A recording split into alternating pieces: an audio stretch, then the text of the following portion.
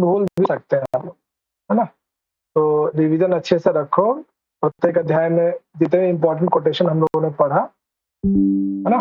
और आज जो है हम लोग एक नया टॉपिक पढ़ेंगे, है ना? एक मिनट, आ गया। हाँ, 15वां अध्याय, है ना?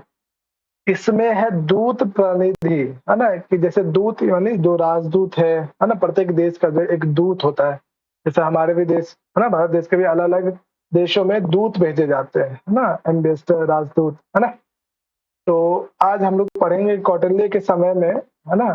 कि दूत की क्या योजना थी, दूत की संख्या कितनी है ना? रिकॉर्डिंग पे लगा लीजिएगा। हाँ, धन्यवाद, रिकॉर्डिंग ऑन है, धन्यवाद, है ना? तो आज जो टॉपिक है दूत प्रतिनिधि, है ना? इसमें हम लोग पढ़ेंगे दूत कितने प्रकार का होता है ना? ये दूत जो है शत्रु देशों में जाता है तो उसका क्या कार्य है ना? ये सब हम लोग देखेंगे आज, है ना? और छोटा सा टॉपिक है इसमें, आज कंप्लीट भी हो जाएगा, है ना? चल, ठीक है, पढ़ना इसको, फर्स्ट लाइन को, फर्स्ट और सेकंड दोनों लाइन को पढ़ो। हाँ, ठीक है। उद्धृत मंत्रो दूते प्रणिधि अमात्य संपदोपेतो निर्दिष्टार्थ पादगुणहीनः परिमितार्थः अर्धगुणहीनः शासनहरः। अच्छा, देखो अभी तो इससे पहले वाले टॉपिक में हमने क्या पढ़ा था? मंत्र अधिकार के विषय में पढ़ा था कि किसी भी सीक्रेट योजना को या कार्य को किस प्रकार से हमें करना चाहिए, किनसे डिस्कशन करना चाहिए। ये टॉपिक लास्ट अध्याय में हमने पढ़ा था, वही कहा जा रहा है यहाँ पे। उद्धृत मंत्र हो, यानी इससे पहले वाले चैप्टर में हमने मंत्र अधिकार यानी किसी भी गुप्त योजना को किस प्रकार से करें, इसके विषय में हमने पढ़ा। अब हम लोग दूत प्रतिनिधि, अब हम लोग संदेश वाहक जो होता है, राजदूत जिसे कहते हैं, एम्बेसडर जिसको कहते हैं, है ना? इनके कितने भेद होते हैं या इनका क्या कार्य होता है, इसके विषय में इस टॉपिक में पढ़ेंगे। तो जस्ट नीचे वाला आप टॉपिक देखेंगे तो यहाँ पे वो कहते हैं कि जो दूत है ना? दूत जो है मुख्य रूप से 3 प्रकार का होता है। ध्यान रखिएगा बच्चा, दूत की संख्या जो है कौटिल्य अर्थशास्त्र में 3 प्रकार का कहा गया, या 3 भेद या 3 प्रकार के होते हैं, है ना? पहला है इनका नाम निसृष्टार्थ, है ना? ये पहला नाम है। दूसरा है परिमितार्थ, कि दूसरा दूत का भेद है। और तीसरा है शासनहरः, है ना? ये तीसरा जो है ये भेद है दूत का, यानी पहला दूत है निसृष्टार्थ, दूसरा है परिमितार्थ और तीसरा है शासनहरः। ये नाम याद हो गया बच्चा? दूत कौन कौन से होते हैं, उनके कितने भेद होते हैं, नाम याद हुआ, है ना? अब इन तीनों में डिफरेंस है। ऐसा नहीं कि जो है निसृष्टार्थ या परिमितार्थ या शासनहरः तीनों एक ही है, ऐसा नहीं है, बिल्कुल भी नहीं। ये डिपेंड करता है कि इस दूत में किस प्रकार का गुण है ना? तो आप देखेंगे कि प्रत्येक दूत का जो नाम है उससे पूर्ववर्ती एक विशेषण शब्द का प्रयोग किया गया है। हाँ, दिख रहा है आप लोग को, है ना? देखो यहाँ पे कहा जा रहा है कि अमात्य संपदो उपेतो निसृष्टार्थ। जो अमात्य का जो गुण है, अमात्य के विषय, अमात्य का क्या गुण है, हम लोगों ने क्या क्या पढ़ा अमात्य के विषय में? कोई 1-2 लक्षण किसी को याद है? अमात्य कौन हो सकता है, किसको याद है? हाँ बोलो, हाँ बोलो। स्वदेशी होगा, जो जिसका तार्किक क्षमता होना चाहिए, धैर्यशील होना चाहिए, उसको नया कुछ सीखने का प्रयास होना चाहिए, और विद्योदर्शी मतलब ज्ञानविद्धों का परामर्श लेना चाहिए, और स्वामी मतलब भक्ति अर्थात वो जो उसका प्रभु है, राजा है, उसका ऊपर भक्ति होना चाहिए। ऐसे बहुत सारे गुण है। कौटिल्य जी ने टोटल सर मिनिमम 30 गुण ऐसे बोला। हाँ, तो बच्चा हम लोग चैप्टर नंबर 7 में हमने पढ़ा भी था अमात्य नियुक्ति, है ना? उसमें हमने देखा था अमात्य के क्या क्या लक्षण है, फिर, है ना? तो यहाँ पे कहा जा रहा है कि निसृष्टार्थ नामक दूत वही हो सकता है जिसका गुण अमात्य के गुण जैसा हो, है ना? अमात्य संपदो उपेतो, यानी अमात्य के गुण वाला जो है वो निसृष्टार्थ नामक दूत कहलाता है। ओके, अगला देखो, परिमितार्थ नामक जो दूत कौन है? पाद गुणहीनः, पाद का मतलब क्या होता है बच्चा? पाद ये किस संख्यावाचक पद को बताता है? कौन बताएंगे? पाद मतलब सर जैसे वैसे एक चौथाई गुण से हीन हो, जो अमात्य के एक चौथाई गुण से हीन हो, हाँ उसको हम कहेंगे परिमार्थ। हाँ, यानी 1/4। पाद का मतलब 1/4 है ना, 1/4 कहते हैं। यानी ये कहा जा रहा है कि जितना अमात्य का गुण मान लीजिए पूरा 100% है ना, उसमें पाद गुणहीना यानी 1/4 गुणहीन वाला, इसका मतलब है कि 75% अमात्य के गुण वाला हो। पहला जो है 100%, जिसमें 100% गुण हो वो तो निशिष्टार्थ कहलाता है। जिसमें 75% गुण हो है ना, और 1/4 पार्ट यानी 25 पार्ट गुणहीन हो, यानी 25% कम हो। अर्थात कहने का मतलब 75% गुण जिसमें हो वो परिमितार्थ नामक दूत कहलाता है। और अर्ध गुणहीना, और जो 50% गुणहीन है, अर्थात कहने का मतलब जो 50% जिसके अंदर अमात्य का गुण हो, वो शासन हरा नामक जो है दूत कहलाता है। तो बच्चे इसमें क्या क्या प्रश्न आ सकता है? सबसे पहला प्रश्न ये है कि दूत कितने प्रकार का होता है, क्रम से याद रखेंगे। दूसरा, मैचिंग के लिए आ सकता है कि निशिष्टार्थ में वो कौन होता है जो अमात्य के गुण वाला हो, अमात्य के संपूर्ण गुण से युक्त हो, वो निशिष्टार्थ। और जिसमें पाद गुणहीन यानी 75% जिसमें क्या हो, अमात्य के गुण वाला युक्त हो, वो परिमितार्थ कहलाता है। और अर्ध गुणहीन यानी जिसमें 50% गुण हो, वो शासन हरा नामक दूत कहलाता है। ये बच्चे ये क्रम याद हुआ और साथ ही साथ इसका लक्षण याद हुआ? बोलो अच्छा, बोलोगे तो नहीं? याद हो गया सबको? तो पूछो। हो गया सर। सर एक हाँ। कोटेशन है ना, क्या है बताओ? वो छंदः पादौ तु वेदस्य हस्तकल्पोऽथ पठ्यते ज्योतिषामयनं चक्षु निरुक्तं श्रोत्रमुच्यते शिक्षाघ्राणं तु वेदस्य मुखं व्याकरणं स्मृतं तस्मात् सांगमोदितः ब्रह्मलोके मुह्यते। तो यहाँ पे ये क्यों बोला आपने? सर 5 शब्द है ना इसीलिए अच्छा, बोला। पाद शब्द इस वजह से। अच्छा, वह पाद का अर्थ पैर है, चरण है। हाँ यहाँ छंदः पाद, पादौ तु वेदस्य। हाँ तो हाँ बच्चों, वो तो है। हाँ वहाँ पे पाद किसी अन्य अर्थ में है, पैर अर्थ में है। हाँ यहाँ हाँ पे हाँ जो है हाँ। संख्यावाचक पद को लिखते हैं। चलो बहुत बढ़िया, चलो अच्छा है आपने उस चीज को भी वहाँ पे जोड़ के वो देखो। पाणिनि शिक्षा में। हाँ, सबको याद हो गया? ठीक है, मुझे बताओ कि परिमितार्थ नामक जो दूत है उसका क्या लक्षण है? परिमितार्थ नामक जो दूत है इसका क्या लक्षण है, कैसे हाँ बताओ। ठीक है, हाँ, इसका जो दूत होता है वो 3 प्रकार का होता है। हाँ कौन कौन दूत 3 प्रकार के होते हैं? निश्रेष्ठ, हाँ, निशिष्टार्थ, हाँ वेरी गुड, निश्चितार्थ, हाँ परिमार्थ, परिमितार्थ, हाँ वेरी गुड, एक और है तीसरा शासन। शासनहारा, वेरी गुड। तो बच्चा मुझे बताओ कि परिमितार्थ नामक दूत का क्या क्वालिटी है, क्या विशेषता है? उसमें कितना परसेंट जो है गुण होना चाहिए, तो क्या लगता है? 1/4%। हाँ 1/4 है ना, 1/4 जो है गुणहीन होना चाहिए। अर्थात कितना परसेंट गुण होना चाहिए उसमें? 75%। इसको क्या बोलते हैं संस्कृत में, क्या वर्ड लिखा गया था वहां पे? पादगुणहीनः परिमितार्थ। हाँ, वो संस्कृत पद पद जो याद रखिए, पाद गुणहीना है ना, ये जो संस्कृत पद है यहाँ पे से जरूर याद रखिएगा कंठस्थ। और अर्ध गुणहीना शासन हरा, और संपेदो पेतो निशिष्टार्थ अमात्य ही निशिष्टार्थ का गुण है या उनका विशेषता है। इनों में अंतर समझ में आया, किसमें कितना क्वालिटी है और कितना गुणहीन है, और किससे होना चाहिए? अमात्य के गुणों से, है ना। जो अमात्य के 100% गुणों से युक्त होगा वो निशिष्टार्थ, जो अमात्य के 75% गुण हो जिसमें परिमितार्थ, और जिसमें 50% हो अर्थात अर्ध गुणहीन हो, ठीक है, वो शासन हर कहलाए। क्लियर बच्चा, याद रहेगा? हाँ, कोई डाउट यहाँ पे? चले आगे?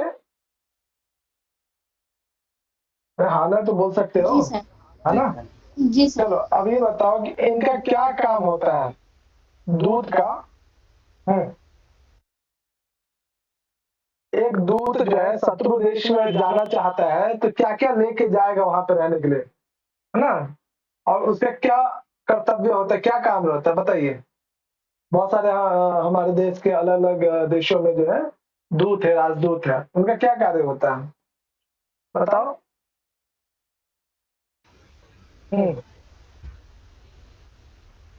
अरे आप लोगों ने दूत का नाम नहीं सुना है कभी? नहीं सर, वो हाँ। दूत जो होता है तो एक राजा का, अपना जो राजा है उसका संदेश दूसरा राजा को पास भेजना है, और दूसरा राजा को जो मोटिव है उसको जान लेता है, उसको फिर संदेश वापस जाके अपना जो राजा है हाँ तथा स्वामी है उसको पास भेजता है और बोलता है। हाँ ये मेन है। और हाँ, वेरी गुड। यानी एक दूत जो है उसका काम क्या होता है कि अपने देश के जो राजा है ना, उनका जो मैसेज होगा, है ना, वो फॉरवर्ड करेगा शत्रु देश में, है ना, वहां जाके अपने शत्रु देश या फिर जो भी जिस देश में वो जा रहा है, शत्रु देश, है ना, तो जिस देश में जा रहा है उस देश। हाँ बोलो बच्चा। सर दूत क्या सिर्फ शत्रु देश में ही जाते हैं क्या मित्र देश भी जाते हैं?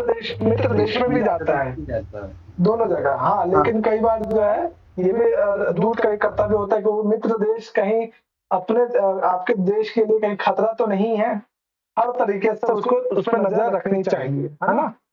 तो कई बार जो है एक दूत जो है ना, मित्र देश और शत्रु देश दोनों की तरफ से जो है वो देखता है कि कहीं वो मित्र देश के जो राजा है अपने देश के लिए खतरा तो नहीं है, तो उसके व्यवहार में कहीं कोई बदलाव तो नहीं आ रहा। तो अनेक प्रकार के लक्षण यहाँ आगे दिए गए हैं, है ना।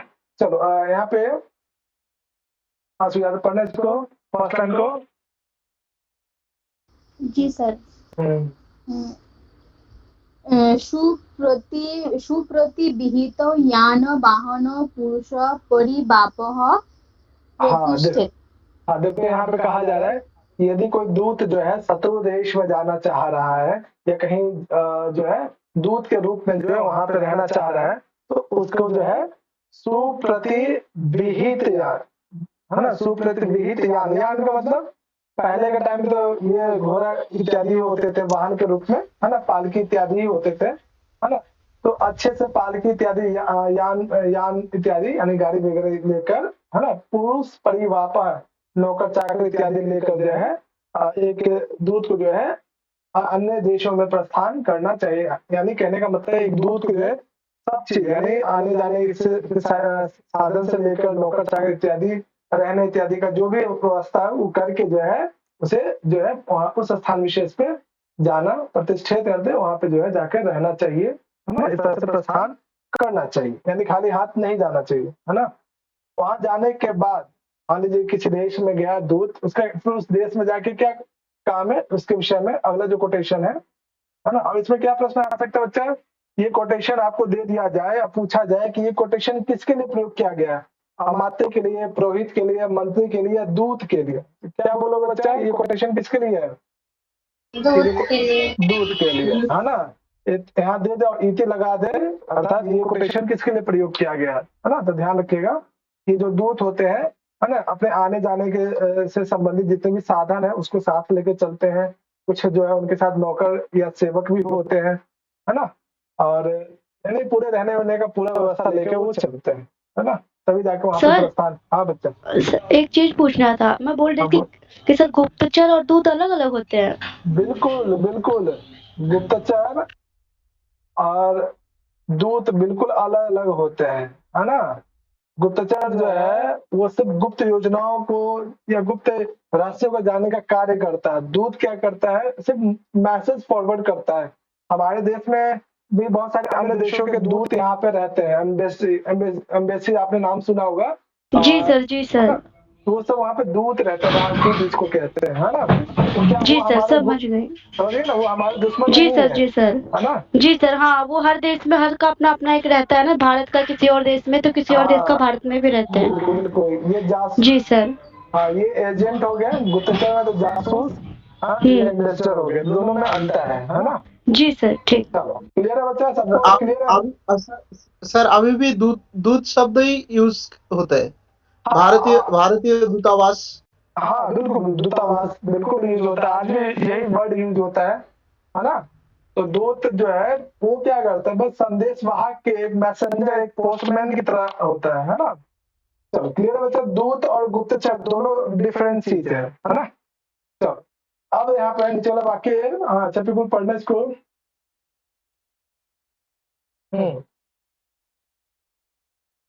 और अच्छा बिल्कुल हाँ सर।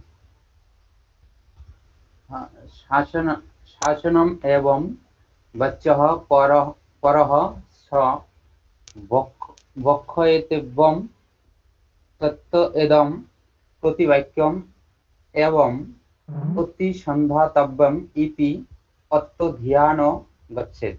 हाँ बच्चा, इसमें भाव ये है कि कोई भी दूत मान लीजिए चाइना में गया या कहीं अन्य देशों में है ना, अमेरिका में गया, तो उसे वहाँ के जो जिस देश में दूत जाके रह रहा है उस देश के जो राजा है, जो स्वामी है, उनसे किस प्रकार से बातचीत करना चाहिए है ना, इसके विषय में जो है यहाँ पे कहा गया कि स वक्ष्यति एवं, यानी उस दूत को पहले से ही तस्य इदम प्रतिवाक्यम, यानी पहले से मन में या पहले से योजना बना के रखना चाहिए कि अपने संदेश को, स्वामी के संदेश को किस प्रकार से पढ़ा, यानी सामने वाले जो राजा है उनके प्रति किस प्रकार से कहना है।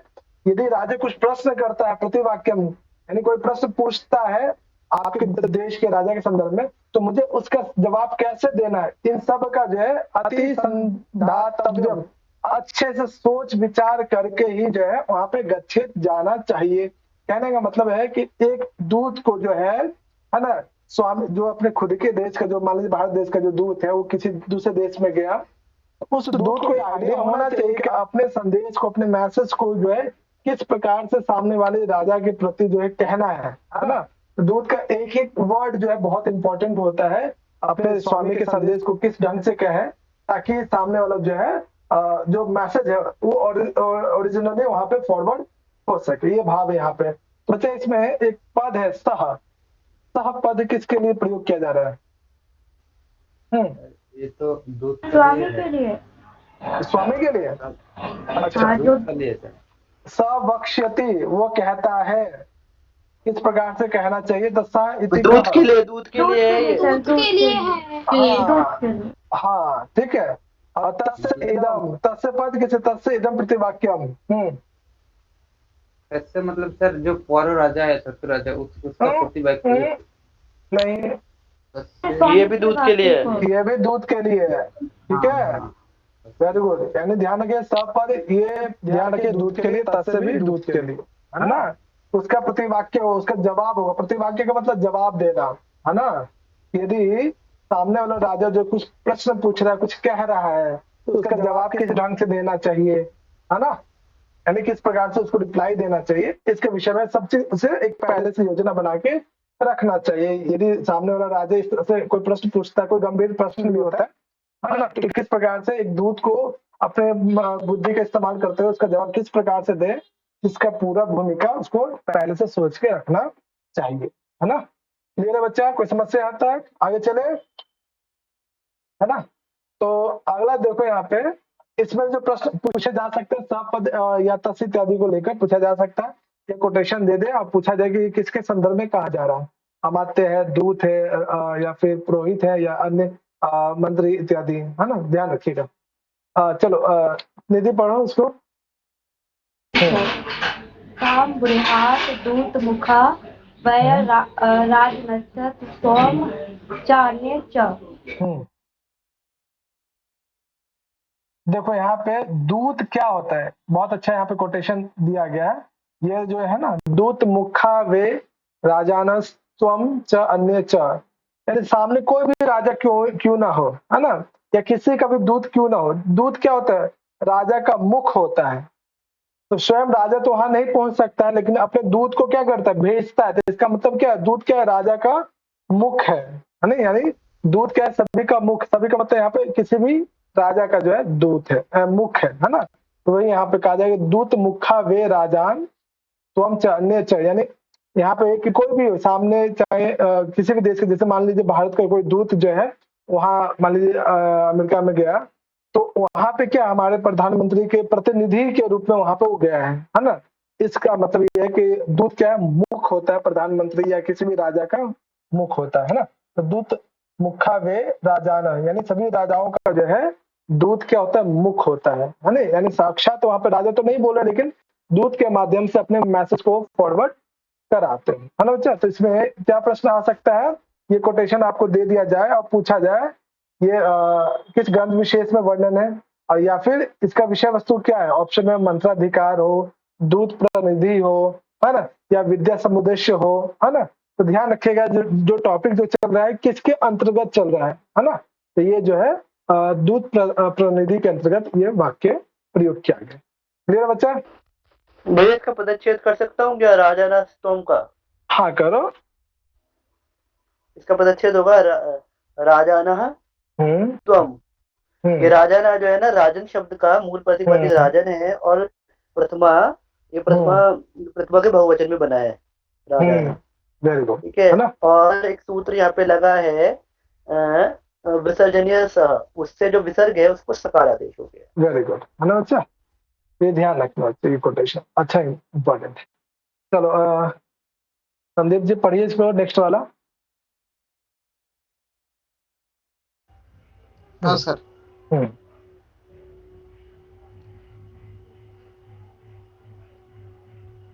तस्मात् दूतेषु शास्त्रेषु यथोक्तं वक्तारः तेषाम् अंतशायिनो अशोभत्वा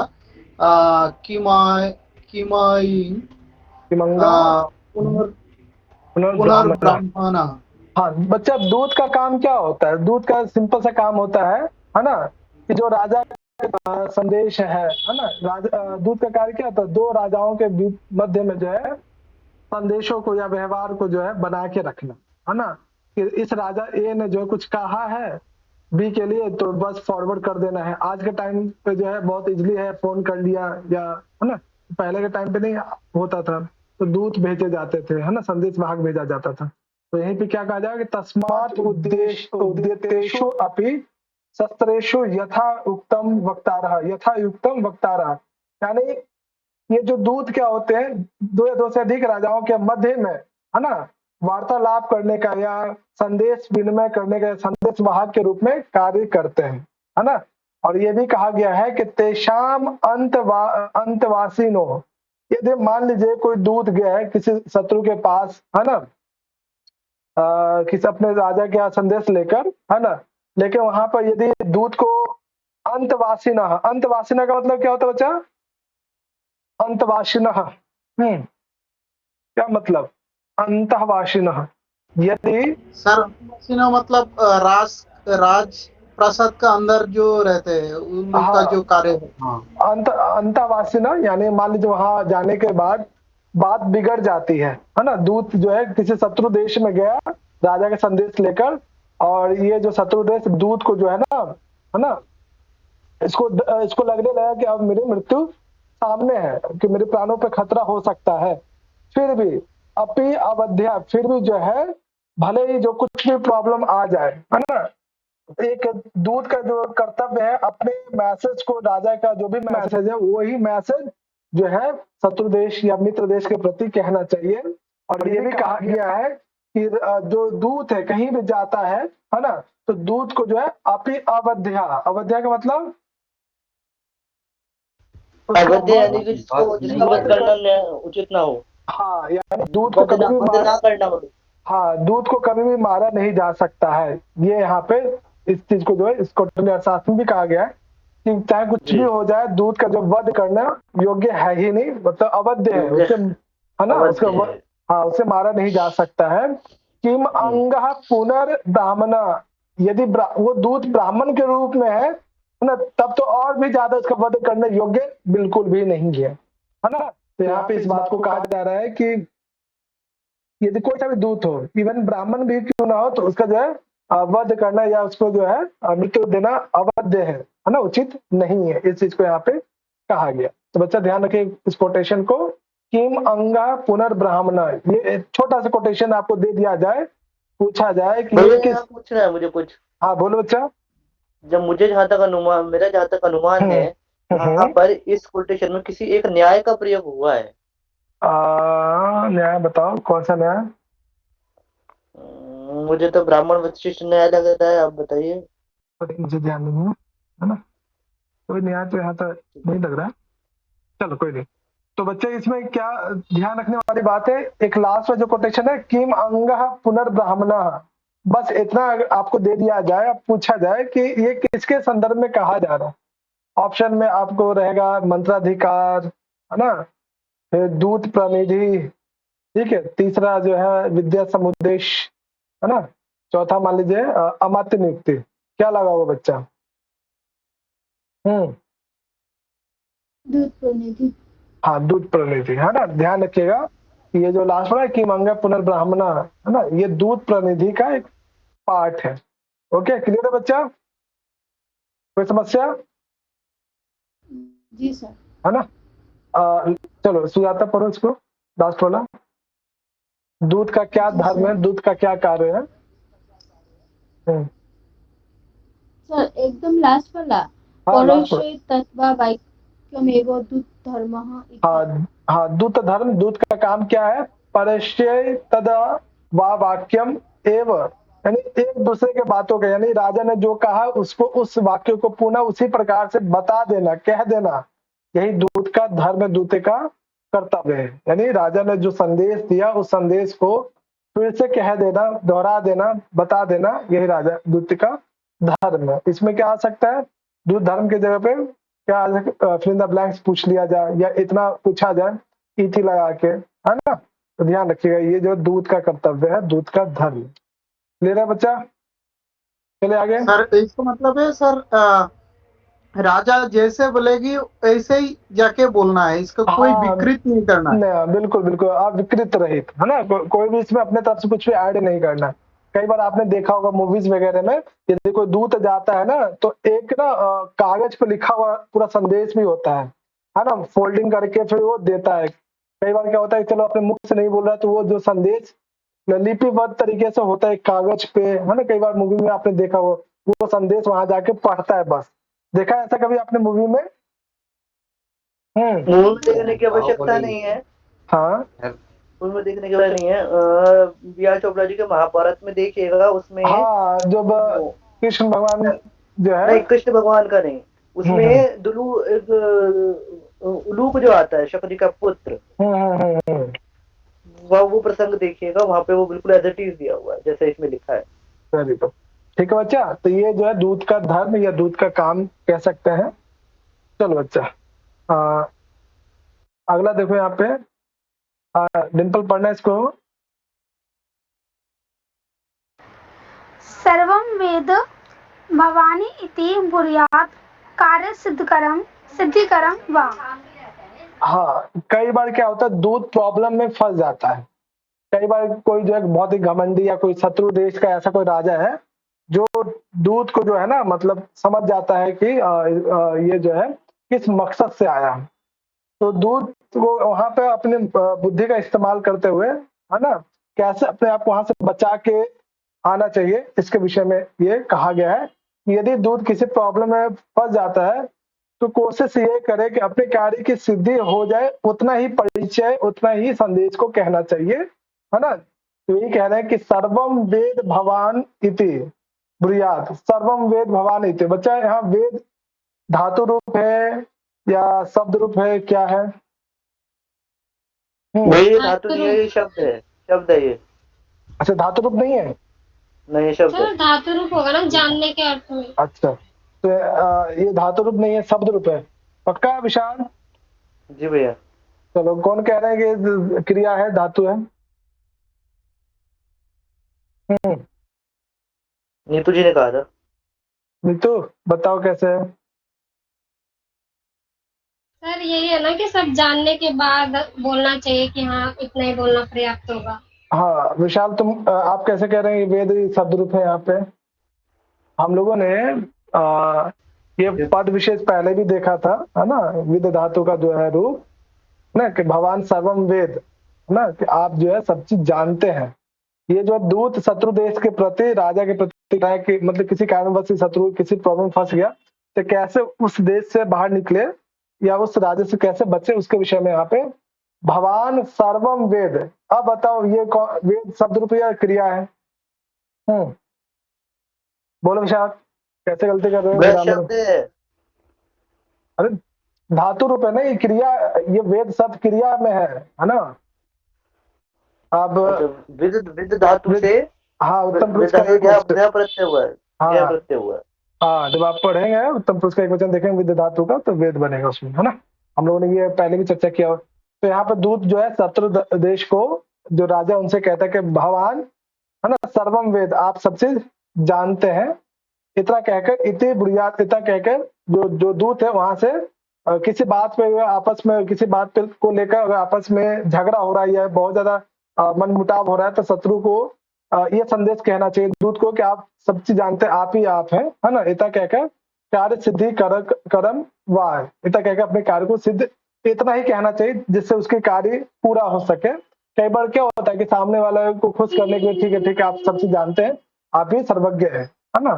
तो बस अपना काम निकालने के लिए दूत को कभी भी ओवर कॉन्फिडेंस में नहीं जाना चाहिए, है ना, ये भाव है। और कोशिश करें कि बिना लड़ाई झगड़ा किए हुए अपने कार्य को वो करवा पाए, इतना ही इस चीज को दूत का कर्तव्य है ना। अब इसमें एक हम लोगों ने कोटेशन पढ़ा था, अहम सर्वम जनामि, है ना बच्चा। ये कौन कहता है? हम सर्वम जनामि, गुप्तचर। हाँ बच्चा, किसको ध्यान आ रहा है?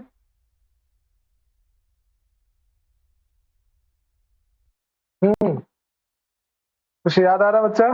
निरुक्त में कहीं ऐसा हम लोगों ने पढ़ा है? भाई निरुक्त की बात कर रहे हो या फिर ये कौटिल्य अर्थशास्त्र की? नहीं, निरुक्त में भी हमने इस तरह का एक वाक्य पढ़ा था, याद आ रहा है? हम सर्वम नहीं अभी तो याद नहीं है। दूसरे अध्याय में हम लोगों ने हाँ बोलो। सर निरुक्त में तो मुझे मतलब अहम सर्वम जानामि तो ऐसा नहीं मिला था। अच्छा चलो मैं इसके क्लास के बाद दिखाऊंगा, है ना। चलो देखो बच्चा, यहाँ तक क्लियर है चीजें बच्चा? कोई समस्या यहाँ तक, है ना। अब देखो यहाँ पे, हाँ दीपिका इसको पढ़ना। प्रेषणं संधि पालत्वं प्रतापो मित्र संग्रह जापः सहित भेदो दंड गुणाति सारणम। बच्चा ये जो कोटेशन है ना, पूरा दूत का क्या काम है इसके एक जो है कोटेशन के फॉर्म में कहा गया है। पहला है प्रेषणम, क्या मतलब होता है बच्चा? दूत का ये यानी भेजना, हाँ यानी संदेश को भेजना, है ना। ये पहला है दूत का क्या क्या काम हो सकता है? प्रेषणम, संदेश को लेकर वहां पहुंचना या जाना। दूसरा संधि पालत्वम, क्या मतलब? संधि को बनाए रखना। हाँ दोस्त, हाँ वेरी गुड, यानी दोस्ती को बनाए रखना, है ना। संधि पालन, संधि के माध्यम से जो है मित्र संग्रह, है ना। दूसरा संधि पालत्व यानी संधि को पालन करके रखना, यानी संधि टूटे ना, है ना। प्रताप, जरूरत पड़ने पर अपने पराक्रम को भी, अपने साहस को भी दिखाना, यानी दूत डरपोक नहीं होना चाहिए। अगर कोई समस्या आ रहा है उसको सॉल्व करने का साहस भी उसके पास होना चाहिए। मित्र संग्रह, ये क्या है बच्चा?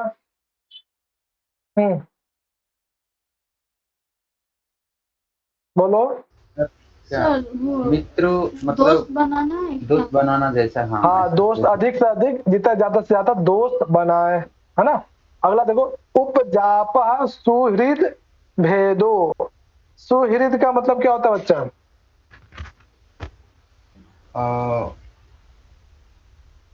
सुहृद का अर्थ होता है कि सबके हृदय को मतलब समझने वाला, एक तरह से सबका मित्र, बांधव। हाँ मित्र भेदो, संग्रह करके उसका मित्र भेदो। हाँ को ये है ना। हाँ देखो, जो शत्रु पक्ष के जो दोस्त होते हैं ना, उनको दूर कर देना, यानी उन शत्रु देश के जो दोस्त हैं उनमें भेद उत्पन्न कर देना। मान लीजिए, है ना, चाइना है, पाकिस्तान है ना, इसके जो भी दोस्त होंगे, है ना, ABCD जो भी मान लीजिए, है ना, इनमें जो है मतभेद उत्पन्न करवा देना। हाँ बोलो बच्चा। सर मतलब अपना शत्रु देश में जाके उसका अंदर ही उसका जो पोर्टफोलियर्स है मतलब उसका अंदर ही मतलब झगड़ा करा देना। बिल्कुल बिल्कुल बिल्कुल तो बिल्कुल। 4 उपाय है, सामदान, दंड, भेद। ये भेद का एक प्रकार है। वेरी गुड, है ना। अगला देखो, दंड गुराति सारणम। क्या मतलब बच्चा? दंड गुराति सारणम, इसका बोलो बच्चा। दंड गुराति सारणम भैया मतलब ये इसका ये हो सकता है कि मतलब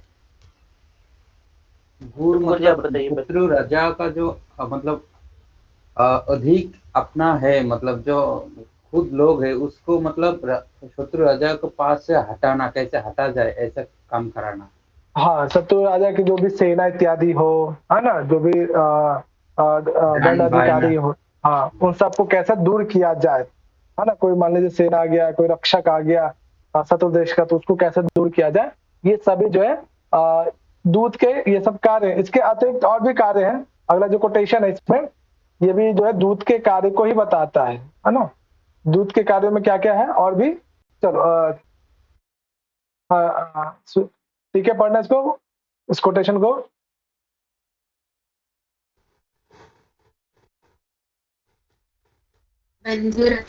बन्धुरत्नापहरणं सारज्ञानं पराक्रमः समाधि मोक्षो दूतस्य कर्मयोगस्य चाश्रयः। हाँ, तो क्या है और क्या कार्य? बंधु रत्न अपहरणम। क्या मतलब बच्चा? बंधु रत्न अपहरणम, बंधु रत्नापहरण अपहरण, क्या मतलब?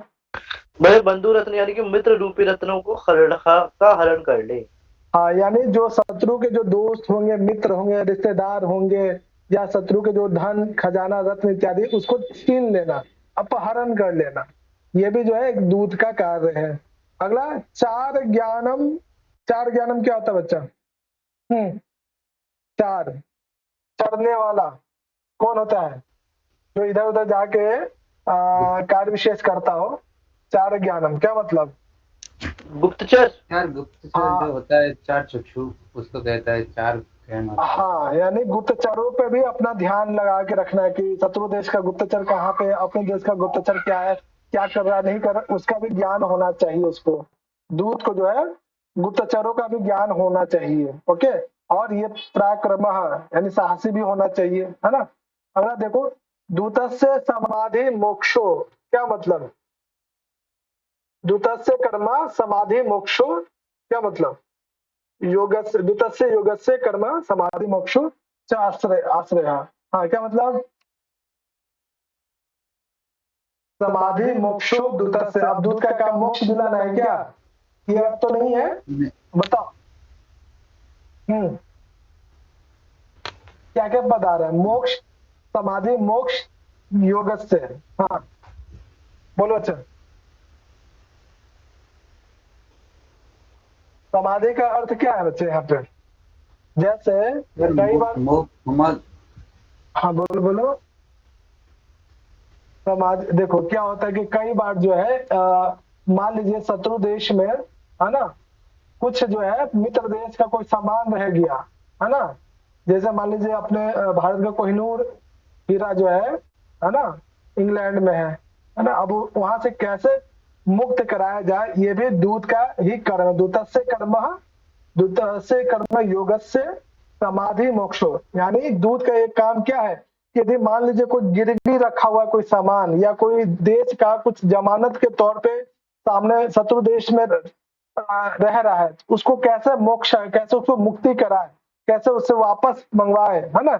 ये सभी जो कार्य है, एक दूत का भी काम ये भी होता है। यानी दूत का काम क्या क्या है, यदि कोई जमानत रूपी कोई वस्तु है, उसको कैसे मोक्ष, उसे कैसे मुक्ति कराए, है ना, कैसे प्राप्त कराए, है ना, ये भी जो है एक दूत का कर्म है। और ये सभी जो कार्य है, च आश्रय है, ये सभी जो कार्य इस दूत पे ही निर्भर होते हैं। यानी जितना कुछ भी अभी आपने पढ़ा, है ना, संदेश को लेकर जाना, है ना, पराक्रमी हो या फिर शत्रु के जो भी दोस्त हैं उनको उन दोस्तों के बीच में मतभेद उत्पन्न करा देना, संधि को बनाए रखना, है ना, मित्र अधिक से अधिक मित्र बनाना, है ना, शत्रु के जो बंधु इत्यादि हैं या रिश्तेदार इत्यादि उनको अपहरण कर लेना, है ना, गुप्तचरों का जो है निरीक्षण करना, या फिर कोई जमानत के तौर पे या फिर मित्र देश का कुछ अगर शत्रु देश के पास कुछ राजकुमार हो या कोई बंदी बना हुआ हो या कोई सामान रूपी कुछ हो तो उनको कैसे मुक्त किया जाए, ये सभी कार्य विशेष क्या है, एक दूत के होते हैं, है ना बच्चा।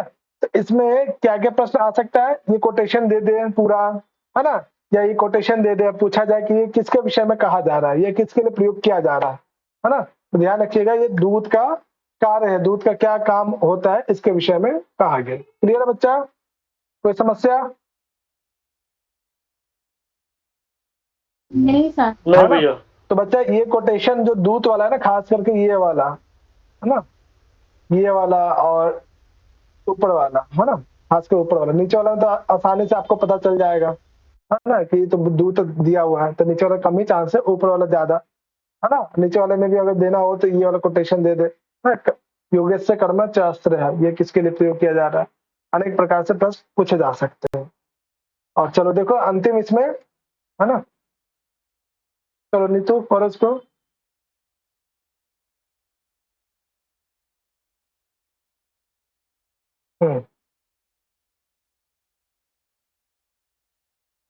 पढ़ो नीतू, चलो इला पढ़ो आप। स्वादूतै कार्ये एतत् परदूतं यश्च रक्षेत् प्रतिदूतं ता सर्पाभ्यां दृश्ये श्वः रक्षिभिः।